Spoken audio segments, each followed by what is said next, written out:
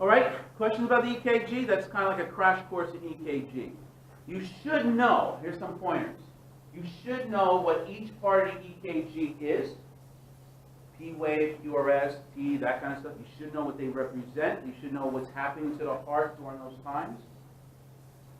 You should also know how to estimate the heart rate. Okay, which I kind of showed you, count the boxes. And you should know if that heart rate is normal, or is it tachycardia or bradycardia. All right? If it's missing a P wave, you should understand that. Everything else was really just an FYI kind of thing to get you involved with this, to get you enthused with medicine. Again, if you don't like this, you might want to reconsider what you want to do with your life, because this is all going to be what you're going to be dealing with. What's the #1 killer of people dying in America? Heart attacks. So guess what? EKGs are always going to be over there, and you should have some idea what that is. Okay? Okay, so let's talk briefly about heart sounds.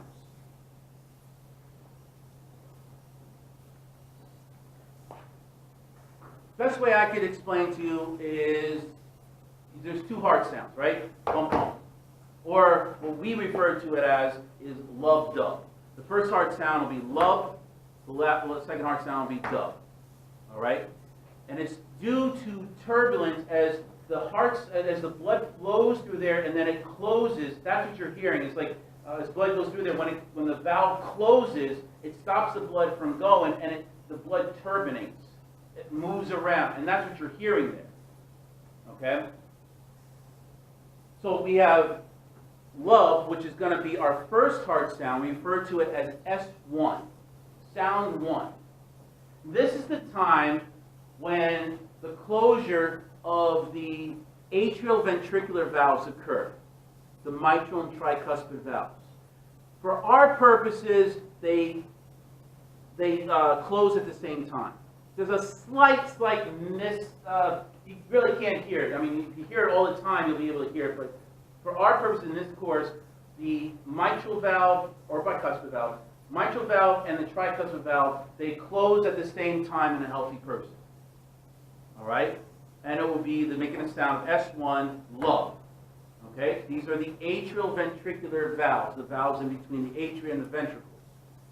This is when diastole ends and where systole will begin. This is where filling the heart ends, right? It closes the valves. And now the heart is going to start contracting, systole. Okay? Then we have the second heart sound, or something we refer to as S2, the dub sound. And this is closure of the semilunar valves. So we're looking at the aortic and the pulmonic valves. And for our purposes here, they close at the same time. All right? This is when systole ends. So the contraction is going to end. And when diastole is going to begin. So the filling of the heart will begin at the end of this. All right? So what's happening here, you got the 2 sounds. Lub, dub, lub, dub. Bicuspid and mitral valve, mitral valve and tricuspid valves close, that's lub. Then the semilunar valves will close. Pulmonic and the aortic valves close. Dub. Lub, dub, lub, dub. Then you'll hear that. S1, S2. Sometimes there is a big split there for some reason, heart attack or something. And let's say the atrioventricular valves don't close at the same time. You will hear a big difference there. We call it a gallop. You'll hear a third heart sound there. Instead of this sound, which you should hear, you'll hear a third one, like this.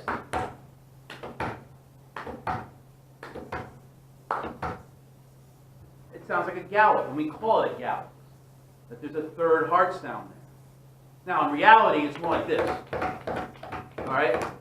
That's what you're going to actually hear, because it's much faster. But we can actually see this if you go into radiography. You'll see this with an echocardiogram. You'll see this on there. So yeah, radiography, you're going to have to know EKGs too. All right? So the mitral valve and aortic valve, that's the MV and AV, they dominate over the tricuspid and pulmonic valve. So what I'm saying is, the mitral valve and aortic valve, are they found on the left side or the right side?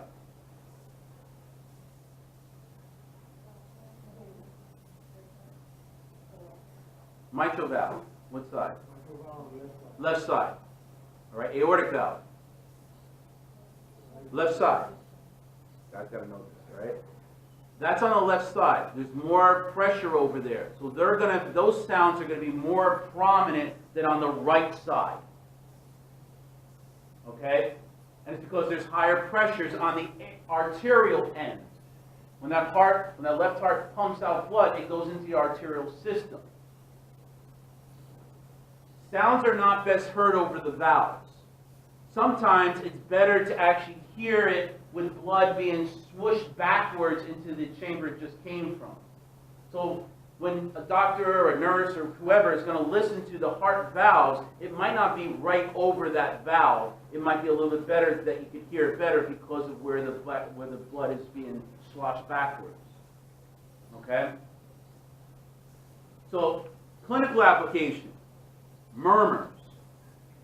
Murmurs are turbulence.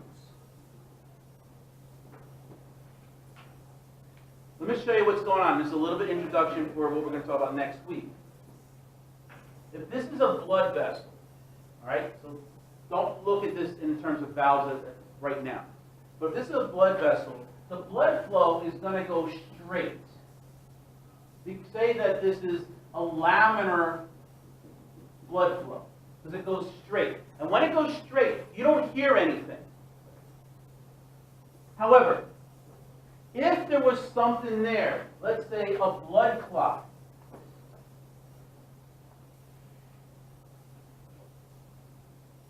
that forms over here, what's going to happen now is the blood is going to swirl, or it's due to turbulence. The blood is going to get to this point, kind of swirl this way and go that way. When it swirls, when there's turbulence, you can hear that with a stethoscope. If there's a blood clot in your carotid artery over here, a stethoscope goes here and you can hear a sound there. That's telling us there's some blockage going on there. Does that make sense? We call this, if it's in a blood vessel, this turbulent sound that you're hearing, I know it looks weird, but it's called a bruit. You hear a bruit in a blood vessel. That's turbulence. Something's blocking it. Something is causing this to happen. We've got to figure out why. It's maybe not be a clot over here. It could be something pressing against the blood vessel.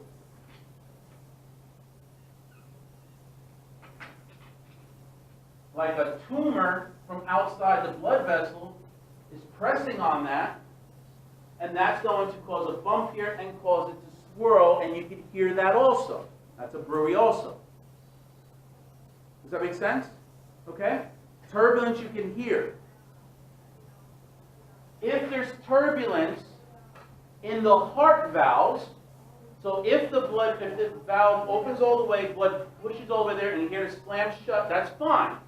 But if it opens very little, like mitral stenosis that we talked about, it opens very little, blood is going to swirl because there's some kind of pressure, some kind of force, and there's some swirling going on over here. When that happens, we hear a sound with the stethoscope. We don't call it a bruit, though. In this sense, because it's in the heart, we call it a murmur. So a murmur is turbulence that's happening inside the heart. It's the same thing as a bruit, except it's in a valve. You don't want to hear murmurs. Okay? Does that make sense? All right? So these are just the places that you would actually hear the heart valves best. It's not necessarily on the heart valves themselves because of where the blood is going to be shooting backwards or forwards. We can hear it louder. Okay?